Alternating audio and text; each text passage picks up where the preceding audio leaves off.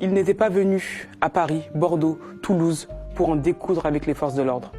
Ils étaient venus pour défendre leur vie menacée, dégradée par la précarité, mise en joue par un pouvoir prêt à faire les poches de leurs parents retraités comme de leurs enfants étudiants, afin de valoriser le patrimoine financier des plus riches. Ils étaient venus pour protéger leurs droits fondamentaux et aussi une certaine conception de la justice sociale qui a longtemps fait l'honneur de la France. La stratégie de la tension, délibérément choisie par le pouvoir, ne leur a pas laissé le chance d'une protestation pacifique. Gazage, nassage et brimades en tout genre, puis au fil des semaines, matraquage, tirs de flashball et grenades mutilantes.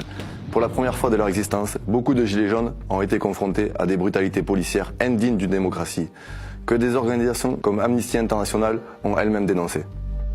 On ne compte désormais plus le nombre de manifestants au casier vierge, mis en garde à vue, condamnés en comparution immédiate ou aujourd'hui en instance de jugement. Certains connaîtront la prison, qui détruit, qui humilie.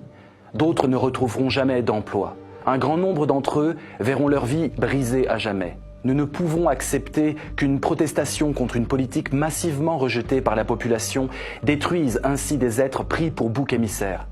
Nous ne pouvons accepter qu'un pouvoir qui a sciemment fait le choix de la confrontation se serve d'eux pour intimider tout un peuple. Nous ne pouvons accepter l'idée d'une vengeance d'État.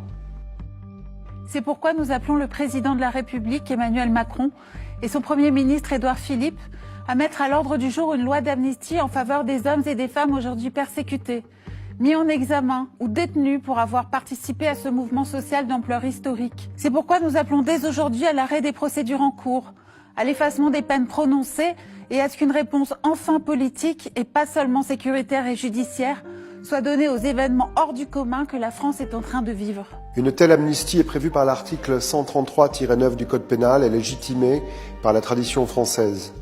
De nombreuses lois d'amnistie ayant ainsi été votées depuis le début de la Ve République, notamment dans le cadre d'activités protestataires.